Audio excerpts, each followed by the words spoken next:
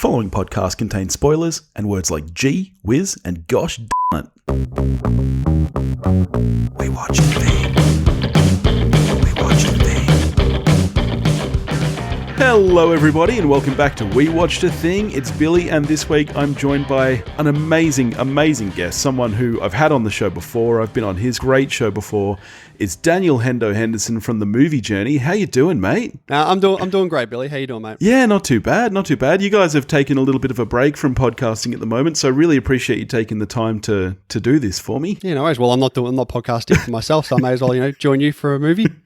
And so I got you to pick the movie this week. I said to you, if we could do anything, what would you do? And you chose Chasing Amy. Tell me a little bit about that choice. Well, I think it sort of spawned, it was two things. We'd done a couple of the Kevin Smith films over on our Patreon for a couple of requests. And I got to the point where I'm like, I'd like to do Chasing Amy. And that sort of just never continued. I was like, that's a bit of a shame. And then as I was thinking about it, I went and looked your letterbox up, and sure it is. It's one of your favorite films. I'm like, I'd rather talk to you about a film that we both like than, vice versa, or one that we like and one that you hate. And so, it seemed appropriate that we pick this film. And it's a film that I've seen at least 15 times probably. Yeah. You and I seem to have pretty similar taste in movies overall. I know that you are, or at least were, a Kevin Smith fan. I know that lately Kevin Smith has been a little bit up and down. Yeah, he's a bit mostly down. Yeah, very curious to see what happens with Clerks 3. I'm very interested for that. Well, I only watched Clerks 2 for the first time last year, and I thought it was fine. It's a perfectly fine film. So I've got some decent expectations for Clerks 3. Yeah, I remember loving Clerks 2 when it first came out, and I was already a mad Smith head. And I rewatched it only a couple of months ago, and it does hold up, but it's not as good as I remembered it being. So yeah, I remember when I basically first heard of this Kevin Smith fellow. I think it might have been 2002 when I was strolling through my Kmart down here, and I was at a point where I was just buying every single DVD I could. I just wanted to hoard DVDs. Yep. And I saw this movie that I had no idea what it was, and it had Ben Affleck on the front and Will Ferrell and these two blokes in the front, and it was called Jay and Silent Bob Strike Back. I'm like, what the hell is this movie? But it's got a good cast on the front, so I just bought it. Why not? Watched it and was just, I was a teenager and I love that fucking movie. It was just non-stop laughs. And I'm like, okay, this is a great movie. But there were some jokes or some things that they were talking about. I'm just I don't understand that. What are they talking about? So I started watching some of the special features and the making of documentary on there. And sure enough, he starts talking about this is the 5th film he's done with Jay and Silent Bob, and he starts rattling off these other films. I'm like, oh my God, I need to find these films immediately. I was a little bit the same. Jay and Silent Bob Strike Back was the first one of his that I saw as well, which is so strange because that movie is basically one giant in-joke. You would think that if you hadn't seen the others, the film wouldn't work, and yet somehow it's so funny that it lands even without that. 100%. I'm like, why is Jason Lee in this movie twice as two different people? Yeah. And so, a little bit like you, I came to Chasing Amy really late. I caught this film on late night TV over at a mate's place. I reckon it would have been 2003, 2004. And the majority of the film doesn't have Jay and Silent Bob in it until the end. So I did not realize that this was the same filmmaker. I didn't realize this was a Kevin Smith film. But I was just enraptured. I remember this was when I was really in the phase where I was starting to get into thinking about the future and what I wanted to do. And it's funny. This film really was the first film I saw that made me think, hey, I could make a movie. I could write something. And I think this is his funniest film for me. I think that there's so many jokes that land. I'm not disagreeing too heavily, but my favorite film of his is Clerks. I think that is just a 10 out of 10 amazing film. Yeah, absolutely wonderful film. That was my first favorite of his, and as I've gotten older, this has become my favorite, I think. I remember ordering special from Canada because you couldn't get it here, the 20th anniversary of Clerks that has both versions on it. And yeah, of course. Yeah.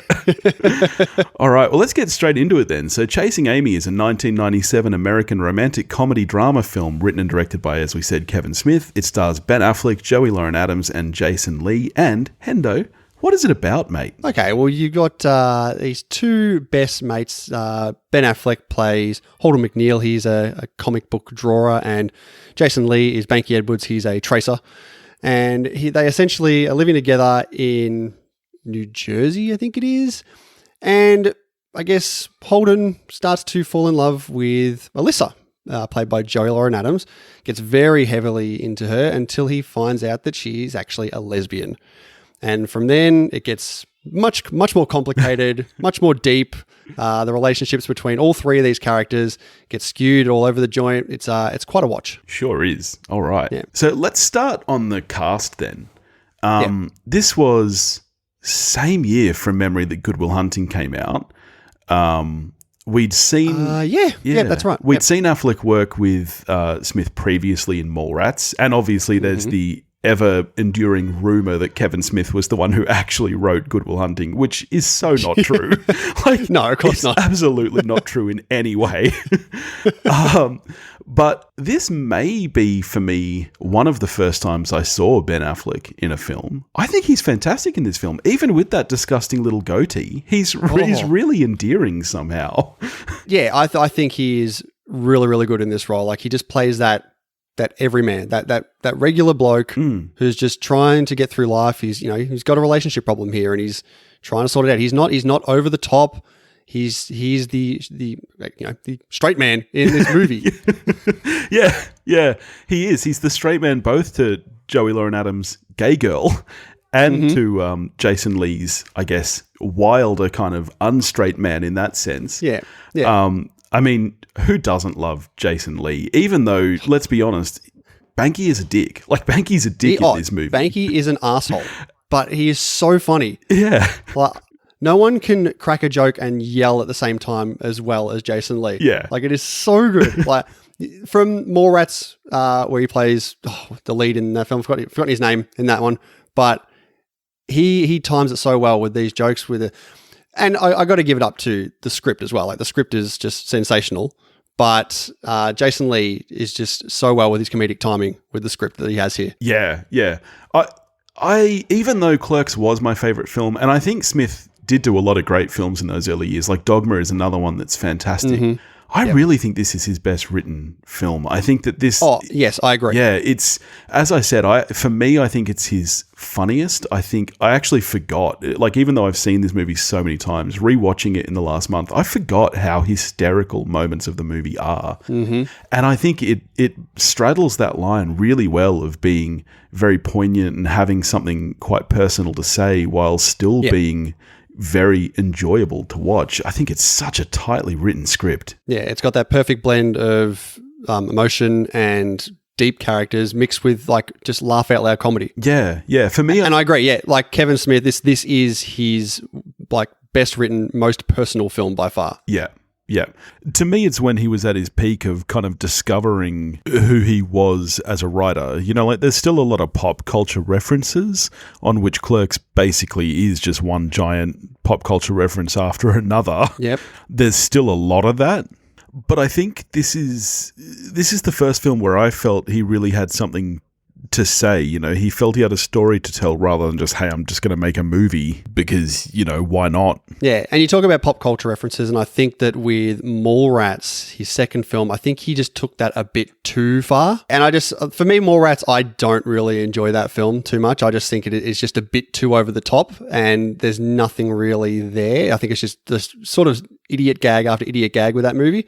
And I think he sort of realized, based off the, disappointment of the financial box office for that film, that he's gone into something definitely a lot more low budget and much more personal to him. Yeah, it's funny actually that Mallrats being his first studio film, it's funny that is, as you say, kind of the most silly of the bunch. You know, it is his film that is kind of definitely his least personal. And I know that the kind of the famous Jaws scene from this film where they're comparing battle scars of sex was originally written for Mallrats and had to be removed because of the studio. So it is interesting that he did go straight from that back into, well, I'm an indie filmmaker and this is what I do. I'm just going to write what I want to write and make what I want to make. And I do think that that's why this is so good. So let's talk a little bit about the premise of the film and the story. When this film first came out, it was really kind of lauded and critically acclaimed and seen as quite progressive.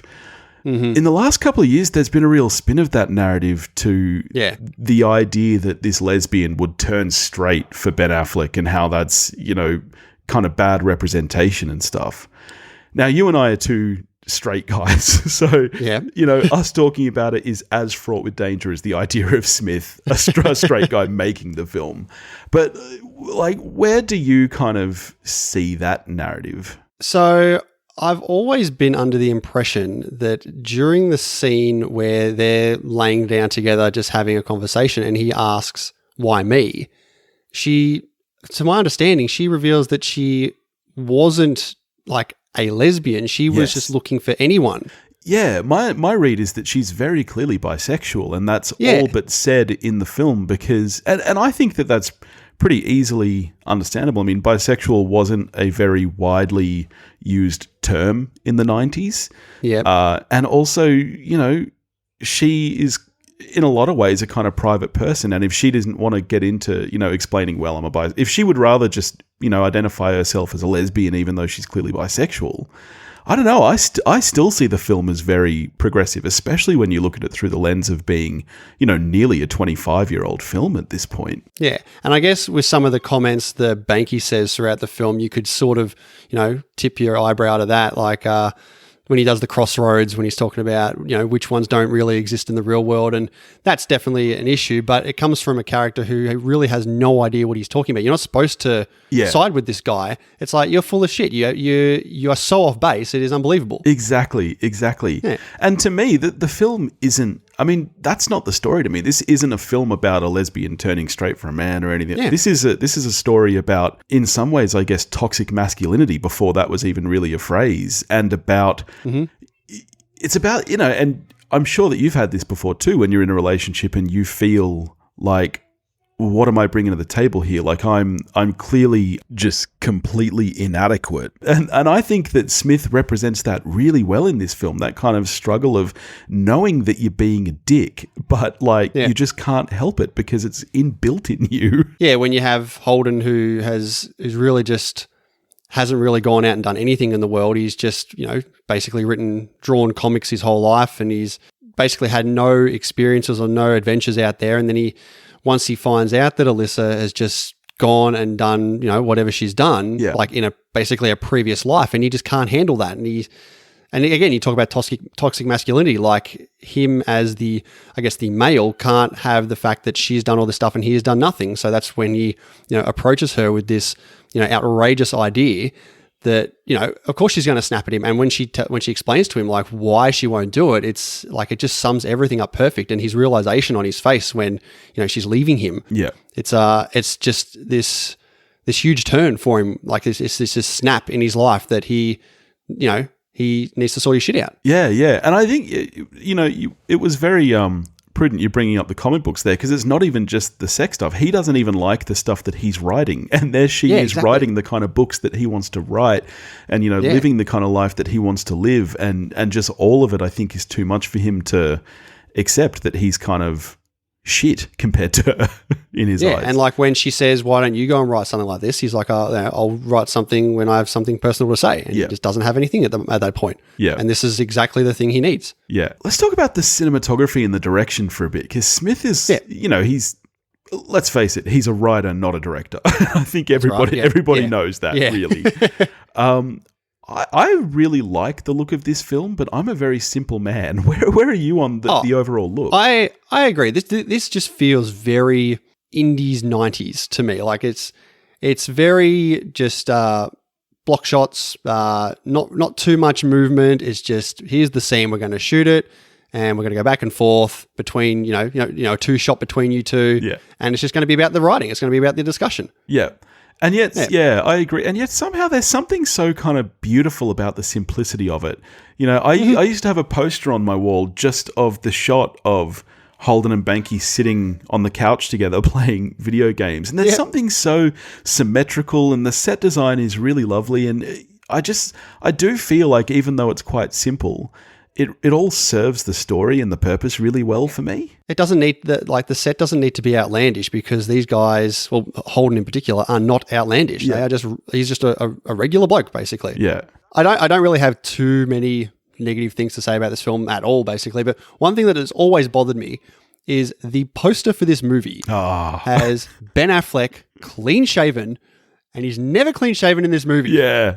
Yeah. Now, one thing I've always known is that final scene when he sees Alyssa again, he is supposed to be clean shaven then, which would have been perfect. Like it's a year later, he's like grown up, he's got rid of the dingy old goatee, and they never did it. Like I think they had either scheduling issues or something where he couldn't shave it off, so they had to just film it the way he was. Wow, that's interesting because from memory, she looks quite different. Her hair is very styled and curled, and it's interesting then that they wouldn't have taken the time just to quickly run a razor over his face. I know, right? Yeah. Maybe it was because they had to film some other scenes or some reshoots and they couldn't have him shave it off because he wouldn't have it for the other scenes. Maybe something like that. Yeah. But it would have been like just that little extra touch would have been really good. And it's funny too. The poster for this movie is absolutely terrible. It does not sell the vibe of the film at all. And this is one of the, I don't know. I feel like increasingly throughout the 90s, we got a series of movies that were really hard to identify. You know, like you look at any movies from Charlie Kaufman, like Being John Malkovich, an adaptation. Yeah. I remember when I was working at the video store and they'd all just be thrown in the comedy section because it's like, well, where else do we put it? And I don't know. It's tough with this one. Like, if you look at all of the individual elements of it, yeah, it's really funny.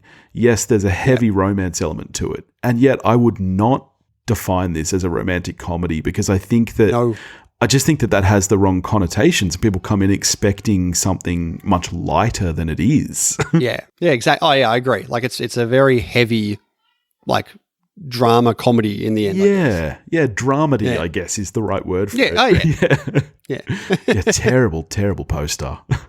I can't stand it, honestly. The big head of Joey Lauren Adams. And then you got Jay and Silent Bob on the front too. They're in it for 5 minutes, right? Like, that's just a massive selling point at that point. Like, hey, it's another Jay and Silent Bob movie. Yeah. You know, one thing I've always found really interesting about the film is the soundtrack. It's got... I love the soundtrack. Me too. Of this film. And you wouldn't think it would work from the moment it starts, and there's almost those kind of tribal drums and kind of... It's it's a cappella, but it's not a cappella because there's plenty of instruments. There's something really strange about it that you wouldn't think works. It's really great. That little Chasing Amy theme. I love it. Yeah. It always gives me little goosebumps when you watch Jay and Silent Bob Strike Back and Ben Affleck opens the door and that music plays. I'm like, oh, there we go. Yeah. And it's not, there's not a huge amount of needle drops in the film, but I love the use of songs that are there. California by Liz Phair is one of my favorites. Jumpstart by the Hang Ups. Just really, and they set the time and place, but they're not so 90s that you watch it now and you're like, oh, geez. You can feel it there, but it's not so in your face. Like, hey, we're in the 90s. Yeah. There is one scene in the film that I think drags a little. Okay. Joey Lauren Adams sings a complete song in a bar, like a whole song. And by the end of the song, you're a little bit like, I don't know if I needed the entire song. I think it holds up I think it holds up considering that you have Holden dancing away to it right next to Banky. When Banky's just looking at him like, what the hell are you doing? He's so over this. And he's getting so into it, like he's got his hand on his chest and he's really getting all sensual here. And then when he finds out what the real go is, like he's applauding, like he's so happy and clapping so loud when she finishes her song. And then when he finds out that she's got another person there, the change and you get to Banky who just starts clapping away, loving it. And then you do get that great payoff of, and that's what I call a shared moment. Yeah, exactly. That is that was fantastic. Good. But, you know, I personally love Joey Lauren Adams' voice. I know a lot of people find it a bit chipmunky and annoying. I don't get that. But I do think the decision to do an entire song is a bit strange. Yeah, okay. Yeah, I can agree. Yeah, it does. Maybe cut, a chorus or two out of there and you might be right. Yeah. What about Jay and Silent Bob in this film for their one big scene? Like it's a big turning point. The Silent Bob speech to Holden. Yeah, I love it, and showing just how much of a nerd I am here. Not only did I have a poster of the shot of them on the couch, I had this door hanging, kind of really narrow, probably about 50 centimeters wide, but about 2 meters tall, to kind of hang on a door. Yeah. And it's this comic-style illustration of Jay and Silent Bob sitting in the diner with a speech bubble which has his entire monologue. Oh, really? Yeah. That's awesome. It's so great. I still have it. It's not hanging up at the moment, but I love that piece so much. Yeah. And this, this was when he was really strictly setting to the, Silent Bob says he talks once and he talks well, Yeah. I know that it's so simple, but I still always love Clerks. There's a lot of fine looking women in this world, but they won't all bring you a lasagna at work. Most of them just cheat on you. Like, so simple. And even with Mallrats, doesn't he say like one thing about like Star Wars? Just it's one line. Excitement, adventure, a Jedi craves not these things. I think that's what he says. Or maybe it's do or do not. There is no try. It's yeah. No, he says that. He says that in this. And Jay like knock that shit off. That's right. Yeah. Here's a little question for you. Can you name the 3 words that he says in Dogma? Oh, geez. Now you're stretching my mind. It's funny. Dogma is probably the one I've seen the least, even though it's one of the best ones. Is it about John Hughes? Is it to do with Shermer, Illinois? Nah, Jay. Nah, he speaks twice during the film. Oh, tickets. One is tickets, please. No, he says no ticket when he throws That's it. Ben Affleck and Matt Damon off the train. Yep. And then at the end, when Chris Rock says, if you clean up your language, I might just be able to get you into heaven, he just goes, thanks. That's what it is. Yep. Yeah. Yeah, no, I actually love that whole speech there. And what do you think of the titling of the film? Just calling it Chasing Amy when that is so kind of tangentially related and you kind of don't even really know what that means until the final 15 minutes of the film. It definitely adds a lot more weight to the Silent Bob speech. Like, he starts it off with saying that, and if you're watching it for the first time, you're like, oh, okay, finally this is what we're talking about. And it makes you more invested in what he's saying. Like, this actually means something. It's the name of the damn movie. So, yeah. And it really just sets up, Holden thinking about what he's going to do next, and it starts him on that path of basically going down the wrong way, which will eventually bring him back up to going the right way. Yeah. Yeah. I agree. I think it adds a lot of weight to it. And you're right, because there's not even a character named Amy in the film.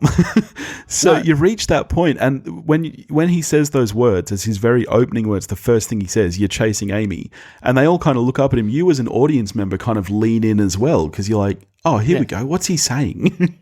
Even Ben Affleck is just like, he's so shocked. Like, what'd you say? Like, he's so shocked. Like, it's the first time he's heard him speak. And Jay's just like, he does this all the time. Like, he doesn't even give a shit. And I love it when you watch closely. Jay he's eating sugar just off a spoon. Yeah, spoonfuls of sugar. It's so bizarre. And it's one of those things where you're like, I wonder if he was directed to do that, or if he was just like completely stoned and forgot they were filming. Well, I was gonna say I have a bunch of trivia here. One of those bits was, according to Kevin Smith, that Jason Mewes was high on cocaine that entire shot. So could have been legit that he was just shoveling down sugar. Oh man, it's not surprising. It's like, apparently when he first read the script for Clerks, and he was like, Snoochie Boochies, like, who the fuck talks like that? Yeah. And he's like, you do. Like, you literally talk like this. Do you want to hit me with some trivia then? Sure, I can do that. Did you know that Kevin Smith wrote the script based off his experiences with his then girlfriend, Joey Lauren Adams? I did know that. I did. Yeah. And a couple of these are according to Kevin Smith, so take it with a grain of salt. And that's where I think it's really clear that, the idea of her being a lesbian or bisexual is not honestly all that relevant. The point is more about how he's feeling about their relationship. Yeah. Yeah, like, I think overall, like, he is this, sort of shy, inexperienced guy when it comes to things like that. And I guess like she's had, she probably has a bit more experience, or she's done some things, and he's just not up to that speed, and he somewhat couldn't handle it. Apparently, according to Kevin Smith, the film was reportedly 2 votes away from an Academy Award nomination for Best Original Screenplay. I have heard that, and I'm very curious to know if that's true. I know that it won or was nominated for an Independent Spirit Award. So it won Best Screenplay and Best Supporting Actor for Jason Lee. And the Spirit Awards have always kind of been seen as the better Oscars, the more serious Oscars. Yeah. I mean, 97, this would have been... Was this the Titanic year? Yeah. Yes, it would have been. So it wouldn't have won a thing anyway. No, not at all. And then the year after this, of course, was the whole Shakespeare in Love fiasco. Yep. So I can see a little bit of credence to his claim there. Yeah, I believe it. What have I got? Apparently this is Quentin Tarantino's favourite film of 1997. Right. I'd believe that. I know that QT is a big fan of Smith, so that makes sense. Yeah, I don't think Jackie Brown was out at that point, so he couldn't say it was his film. Let's see. The actress who played the lesbian that hooks up with Alyssa at the start when Holden realizes that she's in fact gay is Jason Lee's wife. I did not know that. Wow. Yeah. Interesting. There's a lot of callbacks and references to the previous two films in this film as well, where they're mentioning different things that happened during Julie Clerks Dwyer in the YMCA pool. Yeah. Yep, exactly. The best one I think is when they're out the front of the hockey game when she's just explained what's happened, like all the revelations and that. She mentions at one point that she left prom early to go have sex with her date and Gwen Turner. Yep. And Gwen Turner is a character in Mallrats played by Joey Lauren Adams. Right. Oh, wow. How did I miss that one? That's cool. I got a big one here. This is the last one I've got here. So when Kevin Smith pitched the idea to Miramax, he had also said that he'd written the part specifically for his mates Ben Affleck, Jason Lee, and Joey Lauren Adams in mind. Yep. But Miramax actually wanted to cast people who had already had celebrity status, and they actually had suggested Jon Stewart, David Schwimmer, and Drew Barrymore in the lead roles. Wow. Okay, wait. So Schwimmer would have been Jason Lee or Ben Affleck? I'd say so. Nah, I'd say he would have been Jason Lee. Wow. I mean, I've been on a mad Friends binge lately, and Schwimmer is surprisingly good, but I cannot see him in that role. Nah, it wouldn't fit that at all. No. But apparently, the original budget for this film, if Miramax were going to run with it, was $3 million. If Smith agreed to have those three actors in the roles. But in the end, he said, I don't want that. I want my three friends here. Yep. And suggested that perhaps if I make the movie for a smaller amount and you guys can just buy it and distribute it later on, like what they did with Clerks, then that would be better. And so they agreed to that, and they ended up making the film for $250,000. Yeah. Yeah, it's funny. Compared to the $6 million of Mallrats. Yeah. And compared to the 28,000 of Clerks. Yes, yes, exactly. Budgets is always such a weird thing to me, because 250,000, it's a lot less than a lot of movies, but it's also, I don't know, you think about that figure as a dollar amount, and it's like, wow, I don't know if this movie looks $250,000 worth. Well, it ended up making, I think I looked it up and made $12 million in the end. See, that's a good turnaround for, especially for an indie movie. Yeah. Yeah, it's fantastic. Yeah. All right, so you and I obviously both love this film. How are you? Oh, no, it's a shit film. I hate it. How are you scoring this, mate? I give this a 9. Yep. Yeah. Totally fair. Yeah. I'm also a 9. It's very hard for me, and I think 15-year-old me would have easily given this a 10. I think me too. I think I had given it a 10 way back in the day, and then upon reassessing when I grew up a bit, and I'm like, okay, it's probably a 9. Yeah. I think that yeah. And even now, it's hard for if you ask me why it's a 9 and not a 10, I probably couldn't explain it because I just can't do that. But I think I've just seen more movies at this point.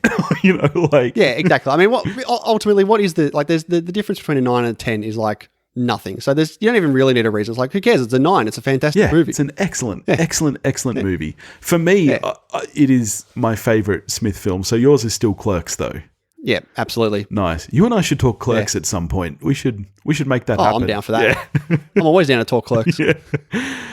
All right. Well, thank you so much for joining me. This has been fantastic. Can you tell everybody, I'm sure that everybody at this point knows where to find you, but tell them, and you've been doing a lot of video stuff lately too, which has been totally awesome. So give that a bit of a spruik. Yeah. So obviously the Movie Journey podcast, we're just on a temporary hiatus at the moment until we get out of these dreaded lockdowns that are going on here at the moment. But we have started up the YouTube channel where we are sort of moving into video and movie reactions. And I got to tell you, sitting down and watching a movie with Dean and reacting to a 2-hour movie has just been nothing but fun. I'll tell you that. Oh, there's so much fun. You guys have been right into the James Bond stuff at the moment, which is just because I know that you're such a Bond nut, and Dean is a little bit more like me. I haven't seen most of them, so seeing him watch them for the first time and his reaction to them is so much fun. The good thing with Dean is he could have watched a movie and then a week later it's his first time watching it. He just cannot remember a single thing about 95% of the movies he watches. So when I say to him have you watched Tomorrow Never Dies? He's like, yeah, I might have watched it 15 years ago, but I literally know nothing about it. I'm like, perfect. Yeah. Awesome. Well, yeah, I highly recommend everyone go check them out. I've been listening for years since you guys started, and it's just Yeah. absolutely wonderful. So thank you so much for taking the time to do this with me, man. Not a problem, B Dizzle. Anytime, mate. No worries. All right. Next week, we've got a new release dropping, which is the first time in a while. In lockdown here, haven't been getting to cinemas, but we've got a new release on Netflix, the new remake of The Guilty. Are you looking forward to that? Have you seen the original? I've seen the original, the was it Danish version, I think it was. Yeah, I thought it was fine. I've heard good things about this one, though, so I'm pretty keen for it. Yeah, I really liked the original, but strangely, the ending let it down for me. It ended how you would expect a Hollywood remake to end rather than a Danish film, which sounds weird.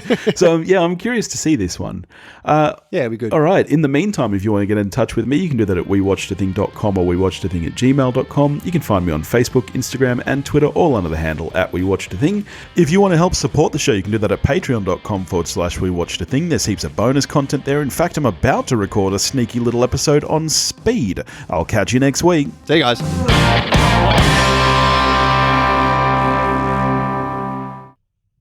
You're still here? The show's over. Go home. Go.